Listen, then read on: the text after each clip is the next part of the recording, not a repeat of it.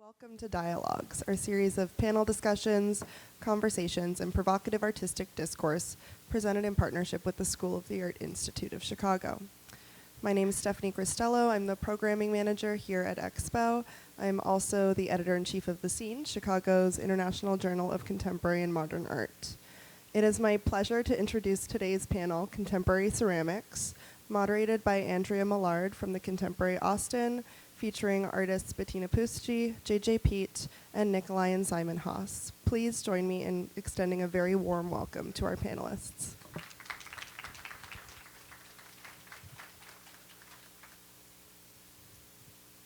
Hello. Thank you for being here, and thank you, Stephanie and Expo Chicago, for the invitation and your help pulling this together. So I'm really excited to continue a conversation that the four of us sort of started via Skype. We have artists who are, I would be surprised if anyone here identifies as a ceramist, but they are all using a medium in really different, interesting ways. So I'm excited to see the points of contrast and convergence in their practice. So we're not going to figure out whether there's a barrier between contemporary art and contemporary ceramics. I feel like that discussion has maybe already happened. We've been seeing, great exhibitions happening all over. Ken Price's, I know, is something that we talked about, how wonderful it was to see that work, and the Dirt for Delight show at ICA Philadelphia and the Walker, William J. O'Brien's show here in Denver. If you walk around the fair, you're going to find ceramic work, and so we definitely know that's happened. What I think we're the most interested in is why artists are drawing to the medium and sort of how they're pushing it, and how they're bringing concepts to ceramics. So they're going to each talk about their work a little bit, and then we're going to have a conversation, and then hopefully you will join us in that conversation. So I'll tell you a little bit about each of them before you see their work. So PEET, you can see his work at On Stellar Rays here. JJ makes paintings and drawings and handmade objects, and he has worked in ceramics for over 20 years. Okay. He is based in New York. He is a teacher, and he just finished a residency in Rotterdam at the European Ceramic Work Center. So in the center here, Bettina Pousttchi just arrived from Berlin, where she lives and works. She has a transdisciplinary practice where she fuses architecture and photography.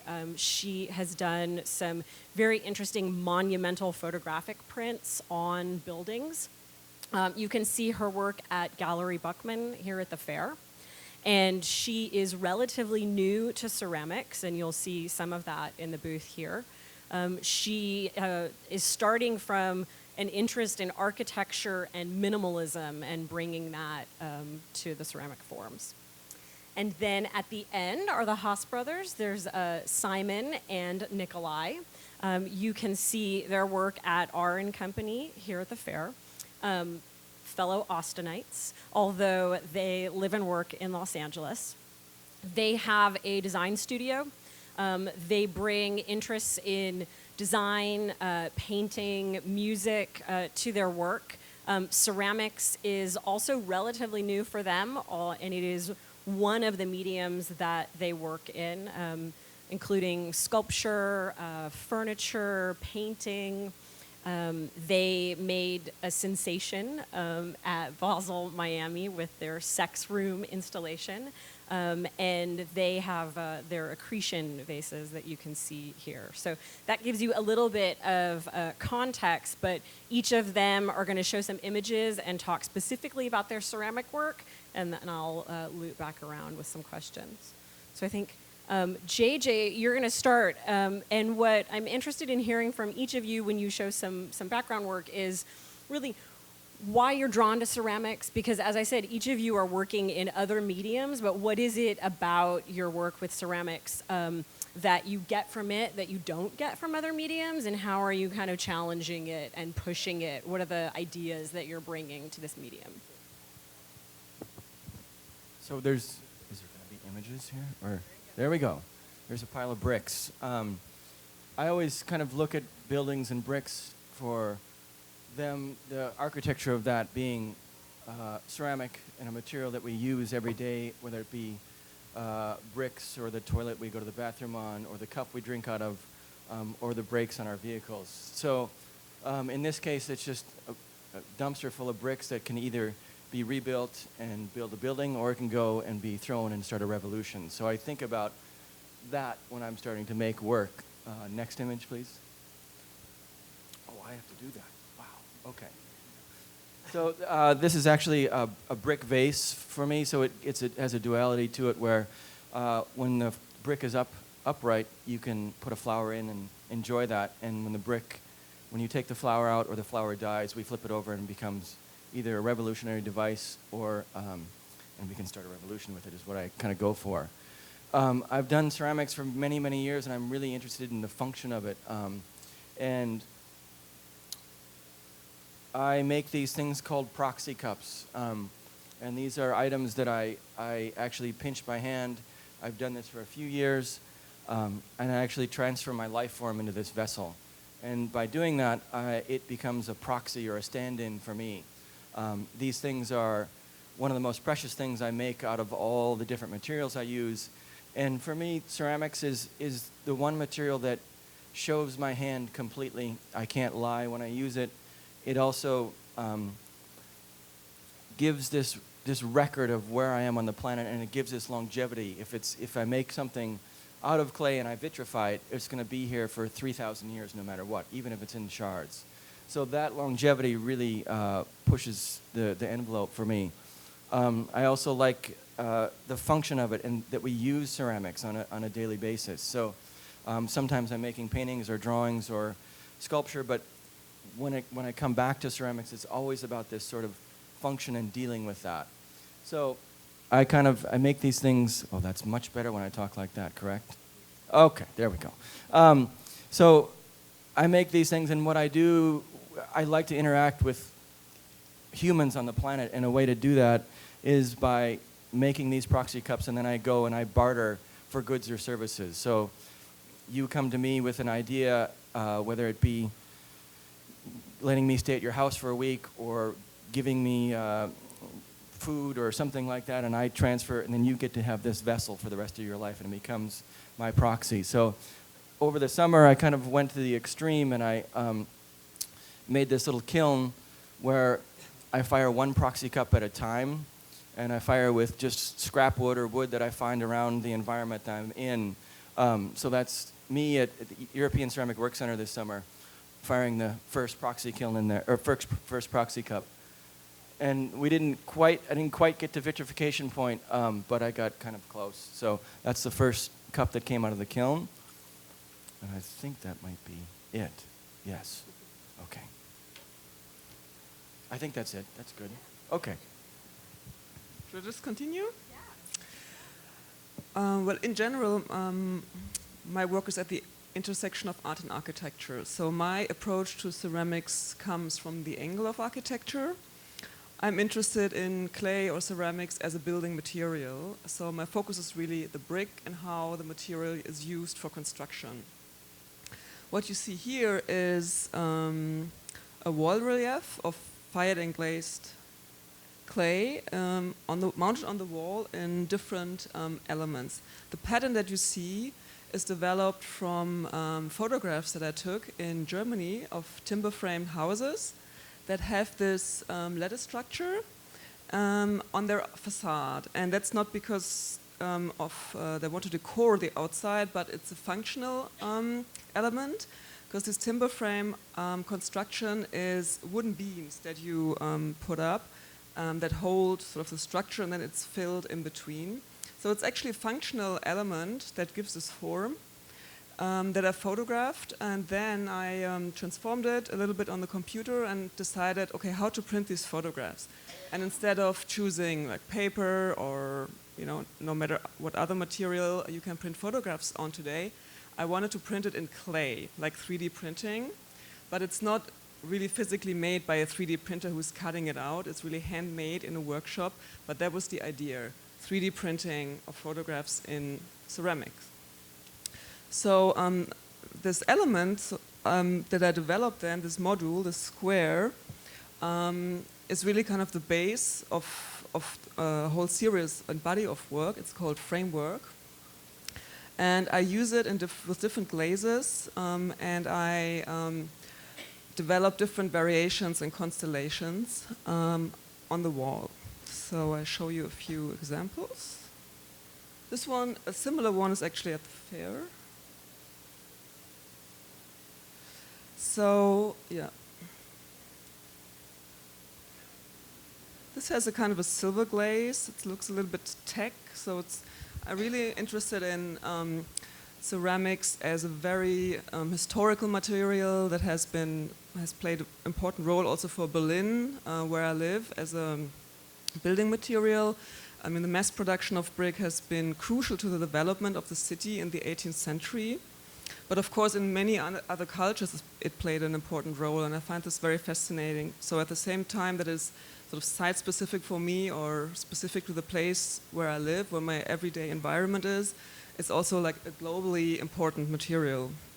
And I try to combine it because, as you can see, it reminds also a different architectural tradition.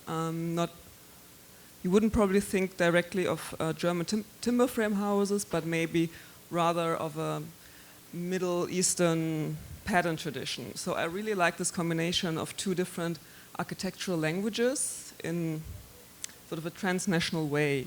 So that was the starting point and the idea behind this. This is a different body of work. It's called Plano Piloto. The element that you see here, that is the module on which I work, is a real existing brick from Berlin houses, but it's not used in a vertical way, but in a horizontal way. And the part that is glazed sticks out of the facade, and the other one is inside. And I found it really fascinating to see that this element who builds the entire structure looks like the entire structure. So if you turn it, this brick, who's only a little part of the house, looks like a house. So that was, again, the starting point of a whole body of work, where I explore different spatial constellations. And it's placed on a steel plate, very close to the floor. Oh, okay, that was it, I think. So this is one of our pieces. We the two of us work together. We're twins. We come from very different places in general, in terms of the way we think. I'm very analytical with materials. I think he's very emotional with materials and forms.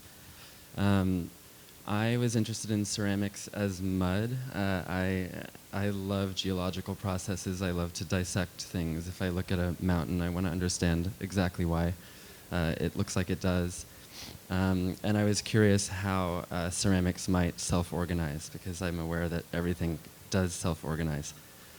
So our process that we use the most often for our ceramics was born out of a test that just required many days of repeated brush strokes, a very specific type of brush stroke with the material.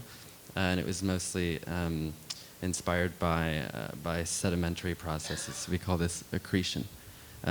Nikki, I think, responds to clay's slipperiness, the body-like quality of it, and expresses in a very sexual, as well as a sexual way, as well as an interest in other sort of soft and wet creatures, which I would say lots of sea anemones and those sorts of things. So really our work is about the interplay of the analytical and the emotional. I think we got into ceramics because Simon had a want and a need to explore a very specific physical process. Like accretion was an idea before ceramic was an idea. Ceramic fell into place because it would make this fantasy that he had come true. So now it's a material process that he's sort of created, And I'm so lucky to get to now use it as like a sculptural and physical expression piece. So it's sort of like having a language where you learn a new word and then you can use that in your vocabulary. Accretion is sort of a piece of that. And then ceramics is just such a beautiful material to get to do research and development inside of anyways. Simon's invented this glaze that changes color depending on what type of light is inside of it. We're working on, Simon is utilizing the studio to create new process that's like based in sort of like random organization of drips and sort of like cave formations. So Simon is like very much like a mad scientist in the studio creating these insane processes that I then get to emote with. So ceramics are just a language. We started doing it 3 years ago. Yeah, and it's been really fun. Yeah, exactly. We're We're cool. neophytes with it for sure, and we are with pretty much every material that we use, and I think we actually really appreciate approaching everything from a place of that anybody could do it. I had no idea how to use ceramics when I first started this test. I just knew that it would dry if you brushed it onto something, so that's pretty much it. Anyone can do anything. That's what's cool, including ceramics. As difficult as it is, like anybody could become a professional at it, and that's what's so cool is that what becomes important about the piece isn't necessarily the practical application. It's, at least in my head, it's more about your ability to emote with it. Plenty of people are eloquent at speaking English, but not so many people are good at speaking or changing other people's minds with the way that they use the language. And I think that utilizing any material, it's the same idea. So that's where we're coming from. Thank you, all of you, for giving us a context of where you're coming from. So one of the things that we had talked about that's so exciting about a proliferation of ceramics in the contemporary art world is that it's one more tool in an artist's toolkit. For each idea, there might be an expression that you have to play that out, and ceramics can be one of those. So I'm interested in hearing from all of you, why you're drawn to it. Experimentation is so much part of this process. Failure is also definitely part of the process. There's an unpredictability that is inherent to it. So while you might have a clear idea going in, that might change throughout. So can you talk a little bit about, there's a directness and a tactile quality, but you also can't really control it. So can you? You can kind of control it if you get there, but I think the material of ceramics is, for me, it's sort of brain to hand to object. It's something that I can think in my mind, and I can translate it through my hands without any interference, and I can make this object three-dimensional. And that was sort of like a rethinking for me after many, many years of not doing ceramics. I came back to it because I just had an idea, and that was the most direct way to make an object, sort of like drawing. Of course, there's failure in ceramics, and that is like part of the deal, and that's part of the fun of it, is like, if you just sort of kind of go with that, you can really expand on those failures and build off of those. I don't know. I mean, Bettina, I think it's really interesting because with your interest in minimalism, what you're doing is very, very refined. It's very elegant, which looks different than some of the contemporary ceramics that we've seen that's a little more like irregular or raw. So you must be working really hard to get it to look like that. In the beginning, I had no idea what I was sort of getting into. I was just fascinated by the material and by the way it's used in architecture, and I had a certain idea in mind. And then I started to collaborate with this workshop in Berlin, and then I discovered a lot of things, also the limits, of course. But I really try to approach it not from the way of pottery and the small object, but rather from a construction material. There's something about ceramics that I find very uncontemporary, and that is the temporality. It's so slow. And that's also fascinating about it, but it's also really, I'm a very impatient person, and that's, it's really a learning process with ceramic, because if something is not working, to have the next test takes not 2 days, but 2 months or something. But the world is so getting faster and faster and accelerating, but I think the craft of ceramics, I mean, the temporality has stayed the same. I think it's really fascinating. So it's interesting you talk about the slowness because you just talked about how direct and immediate it is. But you have to wait a bit of time after you make the thing. A lot. You have to wait a lot. But that is another really good aspect where you make an object and you let it dry slowly, and then you sort of forget about the object and you kind of let go of it, and then you're able to put it through the kiln and put it through the process, and it comes back to you, and you have a different mindset each time you use that. So that is, for me, that's sort of different than if I make a drawing and I attack it. I see it's immediate gratification, where ceramics, it's gratifying to make that object, but then you have this 2 or 3 other steps to get further along with that. And that's where you're left with like all these decisions you can make while the thing is drawing or in the kiln. And I think that translates to when I teach or when I see, when we were younger, 3 or 4 years old, ceramics clay was the first thing we used when we were kids. And that was the same thing. You would make this turdy thing out of clay, and you'd be really direct, and then your teacher would take it and put it in the kiln, and you'd come back to it, and it would be this foreign thing to you. So you would have to attack it again with glaze or with color or with surface. So that really, for me and for I think all of us, if we've ever used clay, that's an important thing. Definitely, I feel like you have to sort of develop a relationship with it and be okay with it doing something that you don't want. Maybe it's like having a child where you can do as much as you can to try to force an outcome if you want to, but if you allow it to do it at once, it'll probably do something really beautiful. You have to, at a certain point, relinquish the control. I'm super interested in ceramics, mostly because of all the basic elements that go into it. There's so many different combinations of things that you can throw together. Even just achieving a pink glaze, for example, there's a million ways to reach it, but it's a very difficult goal, actually. Everyone has to sort of discover their own path in order to reach it, which I find really fascinating. In the process getting there, like ceramics, as far as like materials in general, like we work in a lot of different stuff, and ceramics, it knocks you on your ass the most often. Like you learn the most lessons from it, and it's like the most volatile, you know? Like we'll work on a piece for 6 weeks, and then it comes out with a hairline crack in it, and you're like, fuck, what the hell, man? It's over, we can't do anything with this piece any longer. Lesson learned, which is actually more valuable than selling the piece, really, in a way. But at the same time, you can learn that lesson and then do everything right the next time, and it still won't work. And it's a lot about documentation, which is really fun. Like that process, keeping all the different glazes that you create, or like, you know, understanding the types of forms or wall thickness, stuff that works and stuff doesn't. It's like, you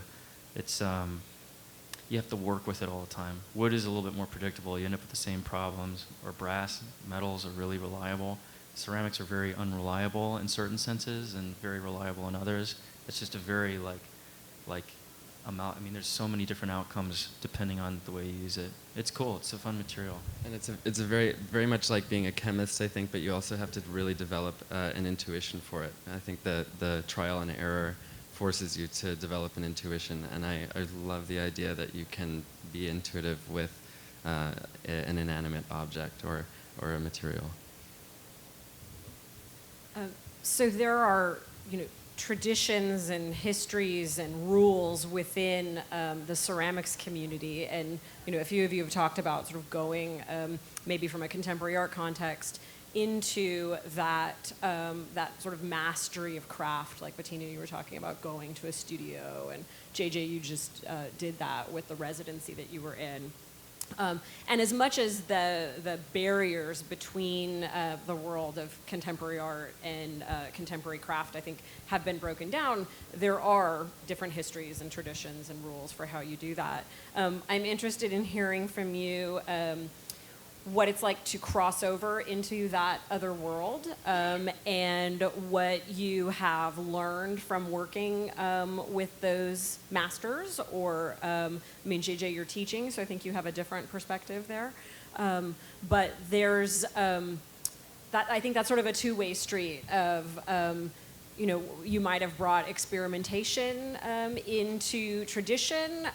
You might be learning that you're coming at it from different angles, but what's that collaborative process like?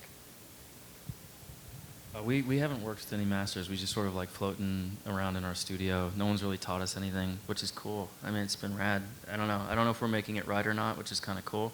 So like if somebody's like asks us a technical question, we can't even really answer it because inside of our own world, like what it is that we're doing, I guess you can look online. That's what's cool because it's like you don't need somebody to teach you anything any longer, really. It's helpful, like it's great. It's more of like a mentorship, but you look at sort of like a relationship with the human more as like emotional support. Like I taught myself welding online on YouTube, or I mean, you can, any practical application, it's just information. It's not like, it's available to everybody. You can learn anything you want, ceramics included. Like you're gonna have to do trial and error, but like, for me, it's way more about like the engagement with the material. If you're like sensitive enough to sort of just understand what it is that you're doing with it and document your trial and error, then you can create your own system that's, you know, as good as anyone else's. It just depends on what your end game is. Like, if you want to make a toilet that works really well, like you were talking about a ceramic, like Kohler has like 5 million things, I'm sure, that they could sit there and tell you that would take, you know, hundreds of years to figure out. But when you're making an art piece, like for us, you're just trying to convey an emotion or a thought or idea, or just agitate the way people think. You're not really held to any boundary of physicality really at all. It's all, you know, it's all abstract. I think we've always made a point sort of to throw out tradition, not in a disrespectful way, but just to sort of clear our heads. I went to art school and he didn't, and I think that we realized really early on that a lot of my I'd say like a lot of my sort of emotional sensitivity and proclivities, or the things that got me into art, were almost beaten out of me by art school, and I recognized a really pure innocence in my brother that we wanted to really foster. But my analytical and technical mind are super undeveloped. So it's like, it's actually like lucky for both of us because we have huge pitfalls, but it doesn't matter because the other one can pick that side of it up. But it's like, you know, if you're expressing as an artist, it's like, you don't have to be a pro at doing something to have fun doing it at all. And in fact, just because you're a pro, it doesn't mean that the pro is going to be any better than the person that sucks at doing it, you know? Like, I know dudes that can sit there and wail on guitar all day long, but it's like you don't want to even sit there and listen to the music that they're making because it sucks. But then, like, you can listen to a kid that'll just play one chord and it's like totally endearing and sweet and awesome.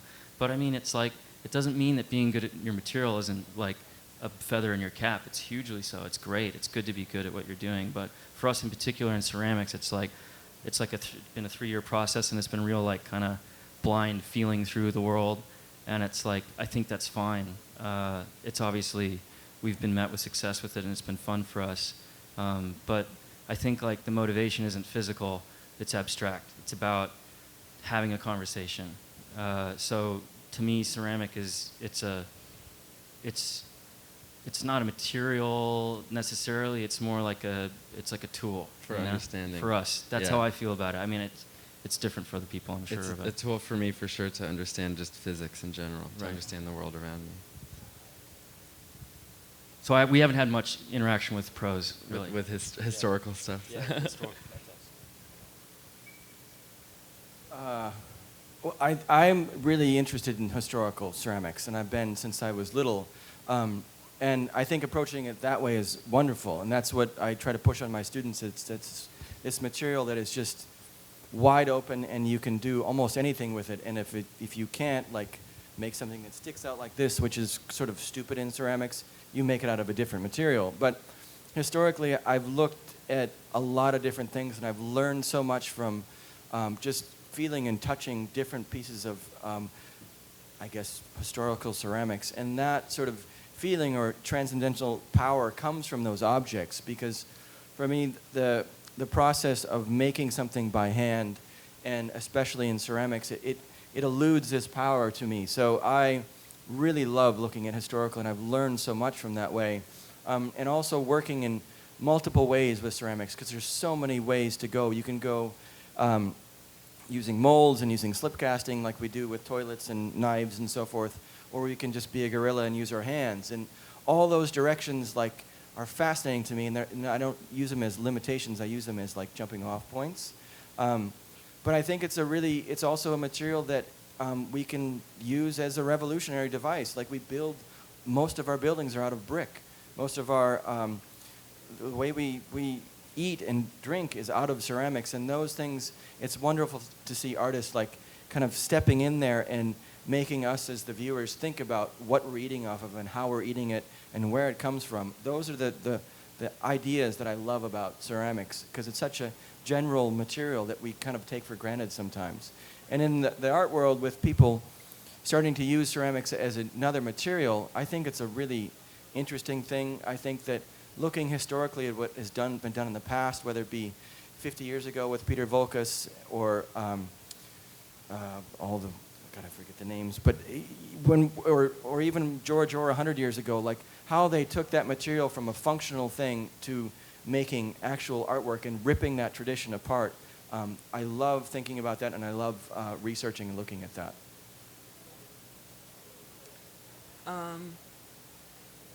Should I talk about, I mean, my collaboration with this workshop was also a very interesting process, because I think it was also a learning process from both sides. I came with very precise ideas of what I want, and I had to learn where the limits are, at the same time try to push them beyond those limits. And I've also learned that what I ask them to do is probably one of the most difficult things you can do to ceramics, which is very sharp edges, holes in the middle. So they were like, oh, what else does this artist want? But then at the end they were very, happy to have this result. But it was really a learning process from both sides. I had no idea about the physical limits, and I wanted certain glazes, which took them weeks to develop, certain depths, etc. So that was interesting. And as talking about our inspirations or triggers to start with the material, I think for me a crucial moment was, apart from seeing architecture, brick architecture, for example, in the northern German area, you have a huge brick tradition from the Gothic ages. That was really fascinating to see where brick architecture can go, and they did amazing things with the material. But also seeing an exhibition in Dallas at the National Sculpture Center, where I was going to prepare a show. They had a show that was called Return to Earth. Amazing title, I think. And it was traditional 20th century artists working with the material, like Noguchi and Fontana, Picasso, and also Fausto Mellard, who became really an inspiration for me. His approach to ceramics through architecture and the collaborations with Gio Ponti, I thought were very, very interesting. So I'm using a material that has a function, the brick, building material, but I like to free it from its function. Instead of, let's say, function can also be art or something, I think I'm drawn to functional objects. So my other sculpture deals or uses objects like crowd barriers and street bollards, so existing objects from the world that surround us in the urban world, and make something with them which is definitely not functional anymore. And we might have to come back to the craft, but I do want to talk about function too, so we'll do that right now. So I think it's interesting that as we've been breaking down this barrier between maybe ceramics history and contemporary art, leading the vanguard have been works that are non-functional, whether it's like Lucio Fontana, working in different medium, or Ken Price making sculpture, not vessels. But here we've been talking about contemporary ceramics that has its root in brick, tile, cup, a vessel of some kind. And that's a tradition that's almost 30,000 years old, of the earliest way we built something or sustained ourselves. But functionality is more implied than a real design problem that's being solved here. But I wonder, as the barrier's broken between these two worlds, if now there's more room to sort of acknowledge that functional history of ceramics, and how you're choosing to do that, or maybe not choosing to address function in your work. I mean, JJ, you're all about it. You're drinking out of a cup you made. I mean, I just think it's so historically relevant that way, that when I started ceramics, I started out as a functional potter, actually, and then I kind of started to break that myself and try to push against that. And I stopped doing ceramics when I was making figurines and weird things, and I just had to let it go because it was a limiting material for me. And then I was off of it for 10 years, and I came back to it realizing two things. One, that I missed the function, and I missed eating and drinking out of things that I make or that other people make. And then two, that I can just use this weird mass of material and make anything I want to make, whether it be functional or non-functional. But the functional aspect is always within my process of thinking, and it may be drinking out of it, or it may be something like a station you stand on that you transport to a different universe or something. It's always like there's a weird tradition that I love to think about, and I love to look historically at that. So for me, it's hard to like separate the things, but they end up being sculpture in the end most of the time.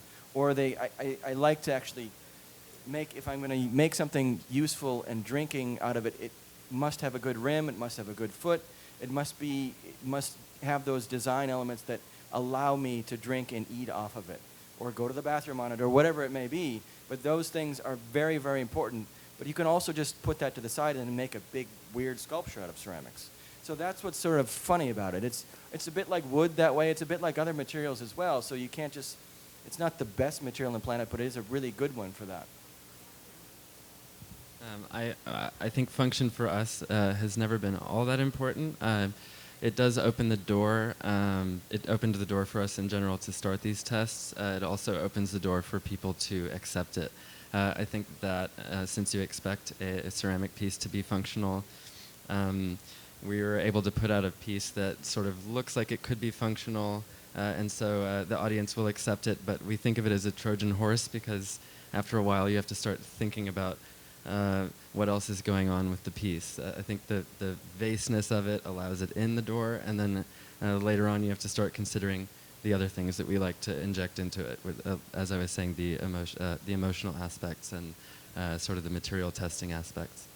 And as far as like the barrier between, you know, the material, meaning like between functionality and being used for art, the material itself poses no barrier whatsoever. It's just human thought. I mean, you assign it whatever it is that you want it to be. So meaning like ceramics functional initially, it's because, you know, it was useful for that industrially, and people needed that. It's what society asked of it, you know? So now stuff's a little bit more luxurious. People are more interested in art. There's money behind it, and so naturally society asks for more art pieces out of it.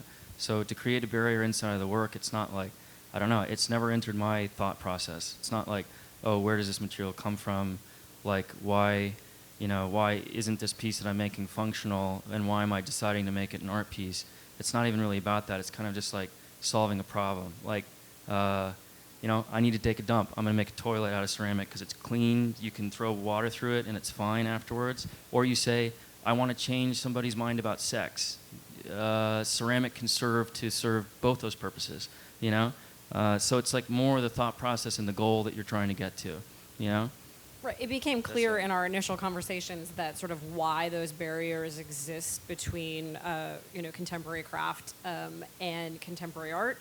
You know, that would be a rich panel of art historians and dealers and curators. But I think artists are all about breaking down the boundaries. Like, that's not your concern necessarily. And Not thank at you all. for that. No, it's just like you're solving a problem that's inside of your head. If you want to make a beautiful painting, you don't use ceramic to do that, you know? But you can also, like, you can use ceramic to do anything you want. You could fly to the moon with ceramic if you decided that's what you wanted to use it for. And it also, I think we also like that the functionality of it. You can sort of make a paradox of an object because, like our vases, for example, if you touch them or if you would try to wash them, they're likely to break.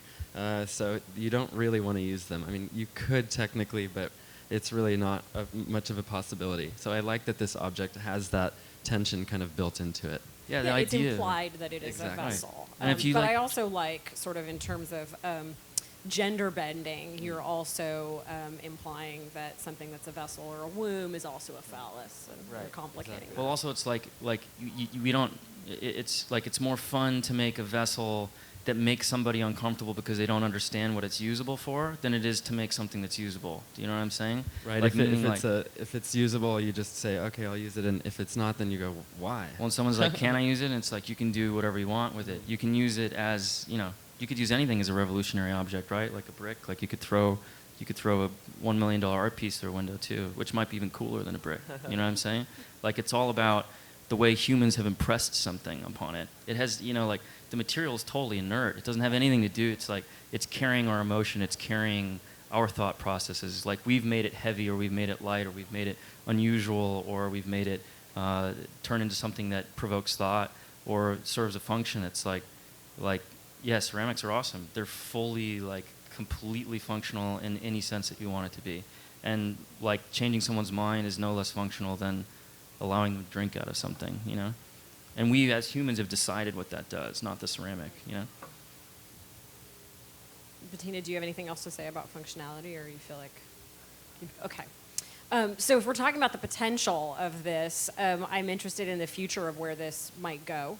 As we know, there's sort of more opportunity for artists to embrace the medium. Are there things that you're interested in exploring that you haven't tried yet, or things that you've seen other artists doing that you're excited about, or directions you'd like to see this pushed?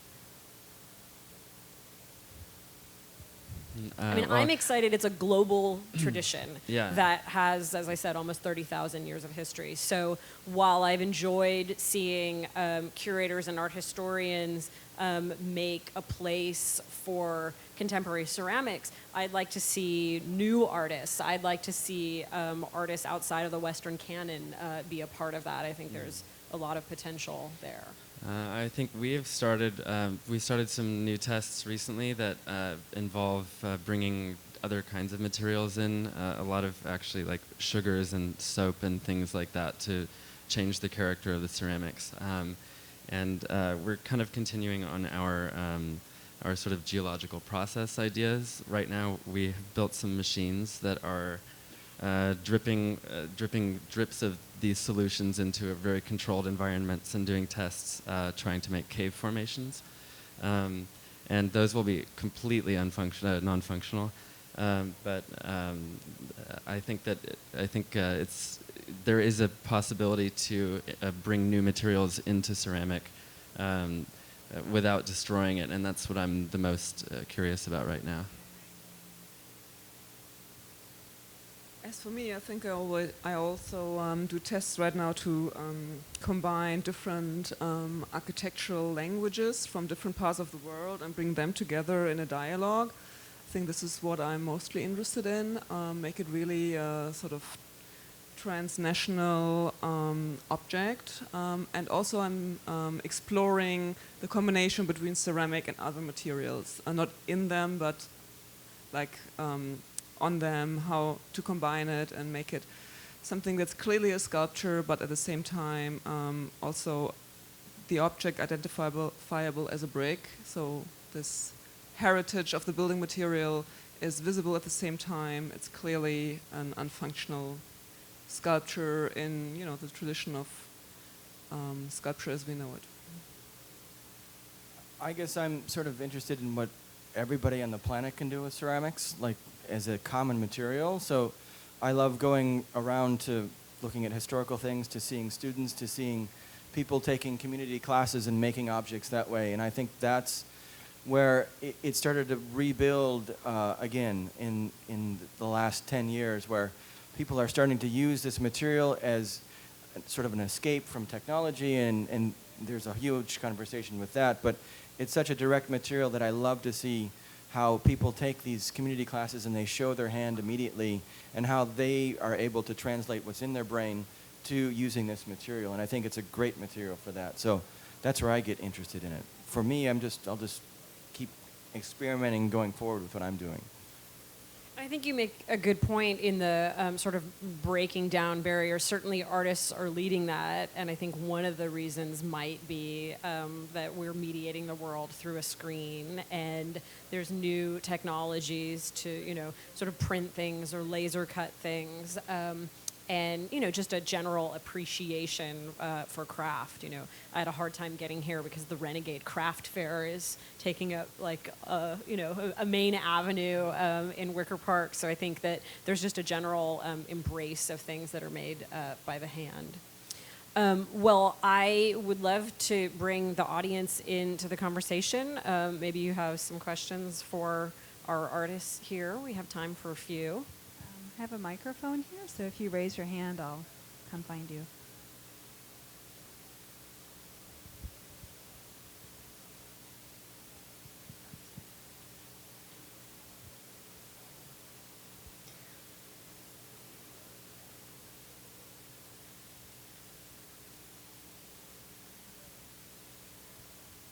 Hi, I heard you talk about ceramics being used as a revolution. You said revolution like 5 times.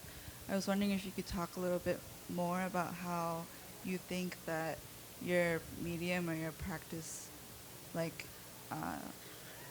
it influences something. Like, I don't really understand like where you're going with like how ceramics is uses the possibilities.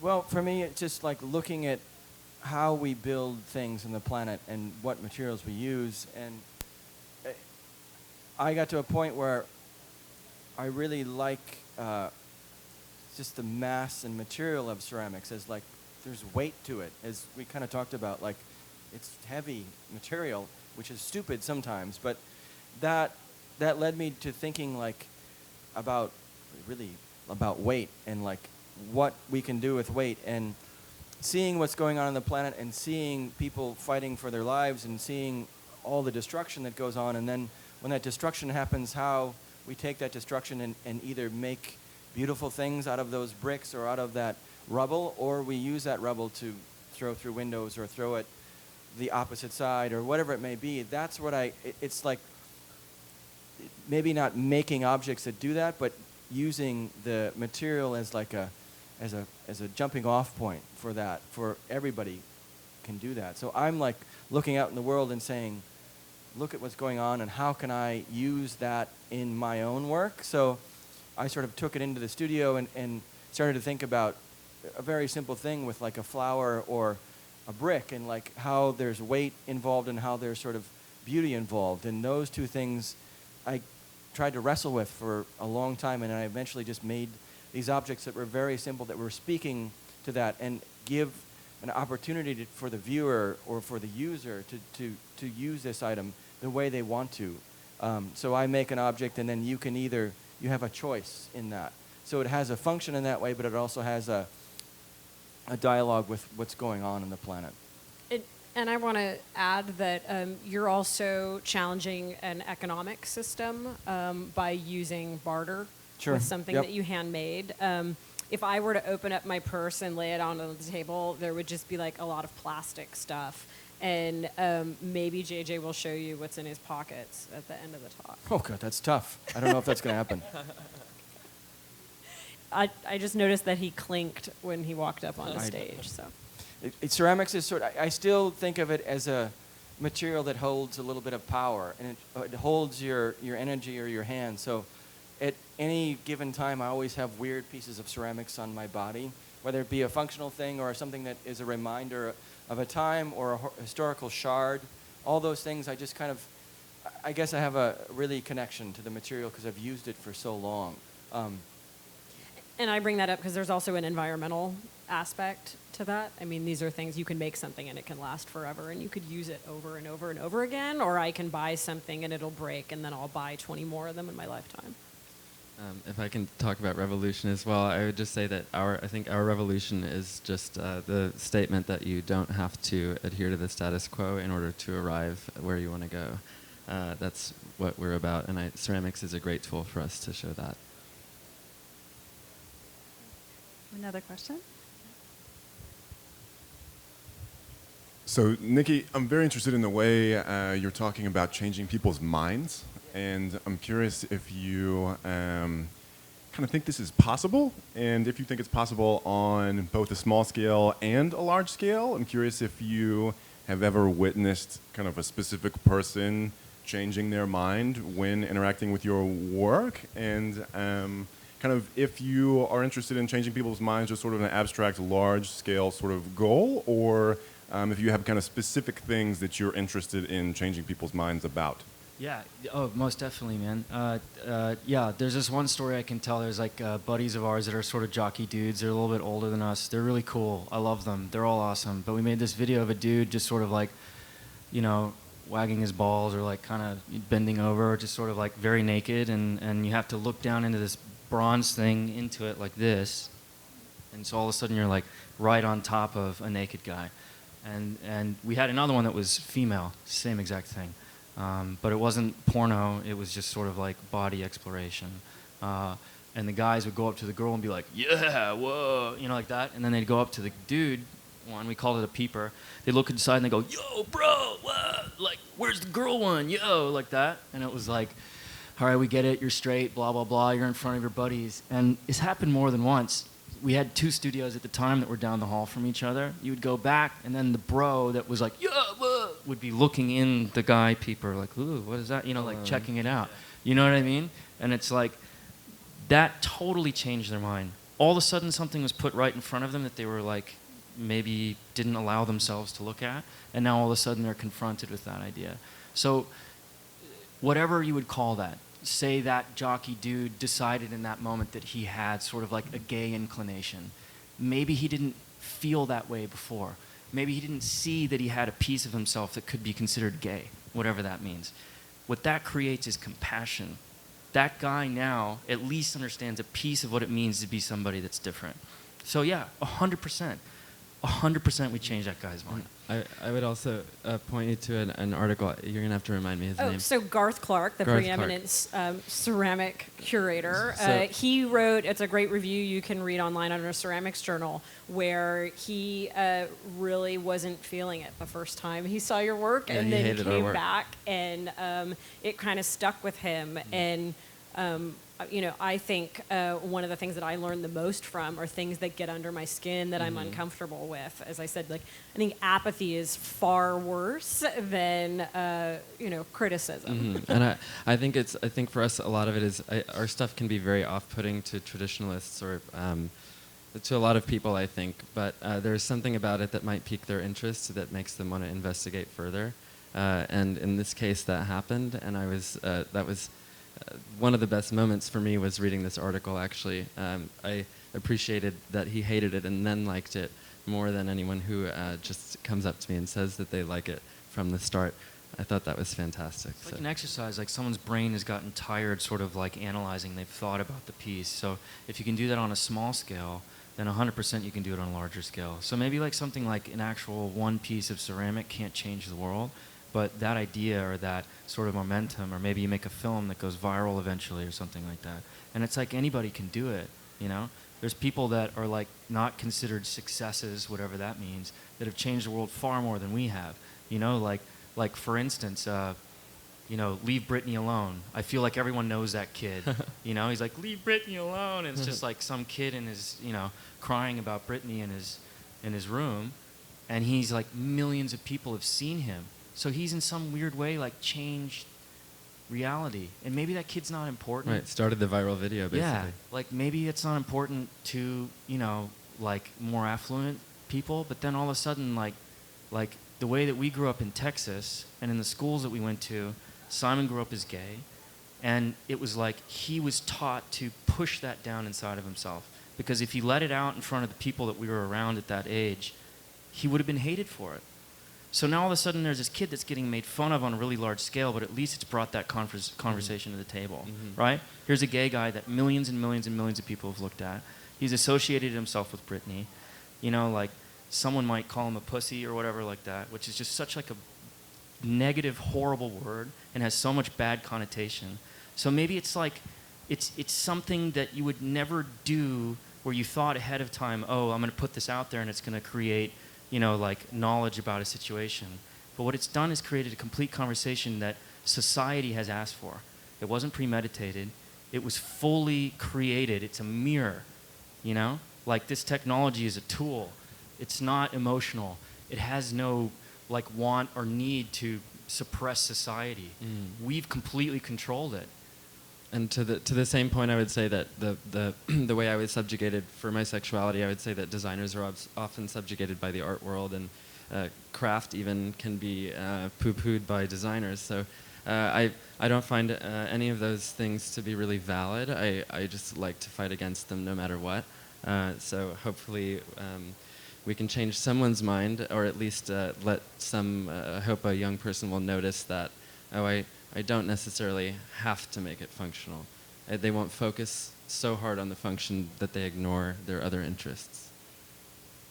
And I think we've seen that sort of throughout the art world, where there's just more people at the table. That these are conversations that we were having about photography 100+ years ago, and video after that, and performance more recently. That it's sort of all fair game. We have time for one more question. Yes, one more brief question if anyone has one. Takers? No. Okay, with that, we want to thank you all so much for traveling to Chicago and being here, and it was a really wonderful, informing panel. Thank you. Thank you. That was fun. Okay. Thanks, Andrea. Thank you.